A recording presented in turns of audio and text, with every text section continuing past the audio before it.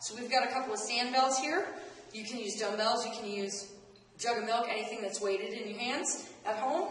And we're going to get those feet parallel. We're squatting down, we're pressing overhead. Make sure the chest stays up high, the weight stays back in the heels, and you're reaching back with the rear end. Squat down, raise it up. Keep the core in tight.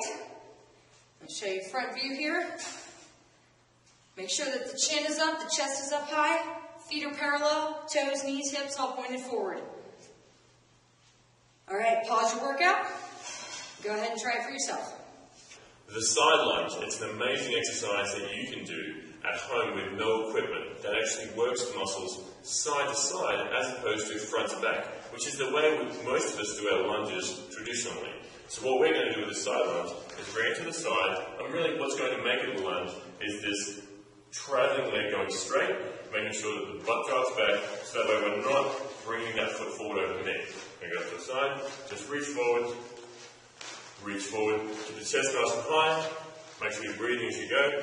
Keep the toes pointed towards the front. The temptation is going to be to want to do that. But when you do that, you get less range of motion out of the glutes. And we want to work the glutes as well as the hamstrings and the legs.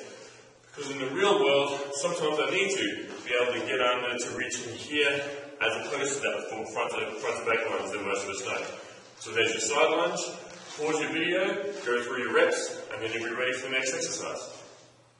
Okay, let's get the upper body and the core working. So we're going to do a push-up movement here.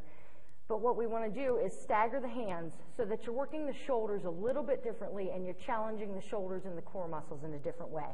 So I'm going to demo first from the toes. Nice straight plank position, head's in line with the body. Left hand is forward. We dip down, we switch places. Alternating sides, just like that. Now if you need to bring it down to the knees, you still want the body in a nice straight line. You're still walking those hands so that you're alternating from left to right. And really focus on keeping the glutes just lightly clenched and the body in a nice straight line throughout this movement. Give it a try. So we have our sand bells again. Now again, bag of rice, dumbbell, can of beans, whatever you've got that does the trick. We're going to do a weighted squat with twist with straight arms with weight. So right now Rebekah's grabbing it with a claw grip if you happen to have sand bells. And she's going to go the feet a little bit wider than the regular squat stance, keeping the arms straight as if you had no elbows. She's going to drop down, keeping the chest high. And as she stands up, she's going to twist to one side, drop down, twist to one side. So notice she's twisting to the side as she stands up. Good. Keeping that posture nice and tall. Breathing in, breathing out. Breathing in, breathing out. She's going to keep the weight in the heels as she goes. She's not going to twist too far, and she's not going to allow that weight to determine how far she goes. She's going to be in control of that rotation the whole time. It's an amazing exercise because the upper body really has to work hard. The core is working through this core twist we're getting, and of course the legs are working with everything we do with the squat. It's one of my favourite exercises for instant fat burning, and I think you'll find it, hopefully, in time will be one of your favourites too. So now we're going to do 1.5 pulls. This is the first time we've introduced some extra range of motion as opposed to just all the way in, all the way out. So pay careful attention. What I'm going to do is I'm going to have a split stance, 1 foot forward, 1 foot back. And I'm going to do 2 sets. For the first set, I'll have left foot forward. For the second set, I'll have right foot forward. I'm going to go pull in. I want palms up, elbows brushing past the body. Pull in, have the inside hands touch lightly on the ribs, and then let it halfway out, all the way in, all the way out. So I'm going to come all the way in, halfway out, or basically so the elbows are level with the body, all the way in, all the way out. What's happening is the bend becomes harder in the second half of the movement, or becomes harder to pull in the second half of the movement, or higher in resistance. So what I'm doing is I'm trying to just work those back muscles just a little bit extra and really focus on that range of motion where the resistance is highest for 1.5 reps with a 2-hand band pull, keeping the palms up and the elbows close to the side. Don't wing them up, don't let the shoulders drive up high, and you'll find that your back and posture will be improving and feeling better than it has in a long time. Mini jump lunge. This one's a tricky one. I want you to make sure that at no point do you lose good posture through this exercise. We're going to get dynamic and powerful now. It's later in the workouts. You've had plenty of weeks to get ready for this. So now it's time. I'm going to have a narrow stance here. I'm going to make sure that the front heel always stays down and the back heel rises up. I'm going to be nice and tall, and I'm just going to go here, jump, jump, jump. Notice that I'm pausing at the bottom, pausing at the bottom. So I'm not just going up, bend, I'm going down, drop softly. Almost imagine it that you're trying to land both feet at the same time and jump at the same time. I'm not going to go, okay, I'm going to go 2 feet same time, 2 feet same time. If that's too much, be as quick as you can. But try to stay light on your toes, okay? If you need something easier, here it is for you. Good. Pause it, have a crack at it.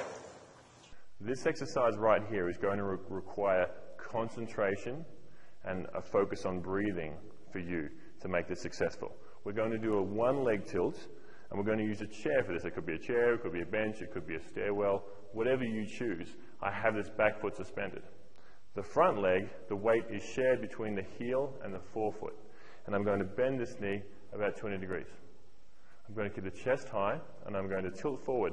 Now, the tricky part here is I'm going to go 10 seconds down, 10 seconds up, to really make the body balance and control, but also to really get deep into the glutes and hamstrings. So I'm going to go, just hanging the hands down, 1, 2, 3, 4, 5, keeping the low back straight, 7, 8, 9, 10, almost like I'm trying to get a tabletop with the upper body, and then 1, 2, 3, 4. My ankle is really having to react and really be high in its action right now and trying to stabilize my body.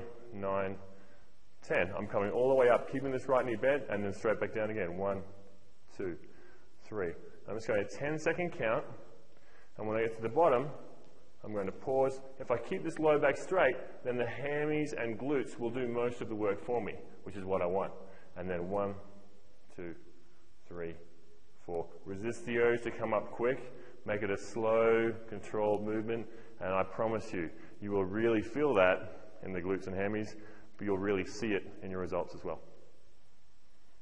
All right, for this next exercise, we're going to grab something heavy. We've got a sand ball right here, something between 10 and 15 pounds or so.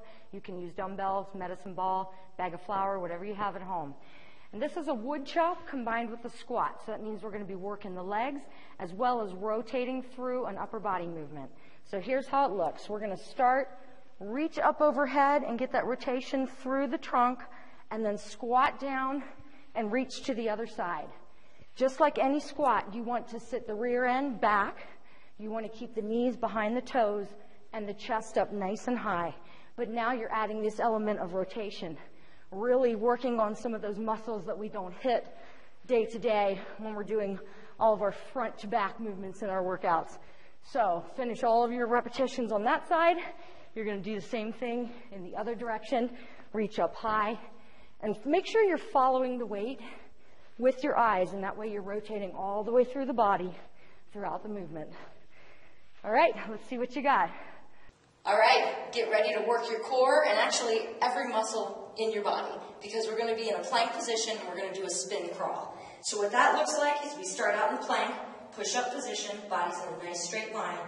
And I've got a sand bell here just as a marker, because what I want to do is walk around and keep that sand bell as the center point for my body. You're going to go around one direction and then come back around the other. Make sure that you keep those shoulders down away from your ears. Don't let your shoulders scrunch up, and keep the butt nice and low. All right, you know what to do. Pause it and complete your reps. Okay, let's try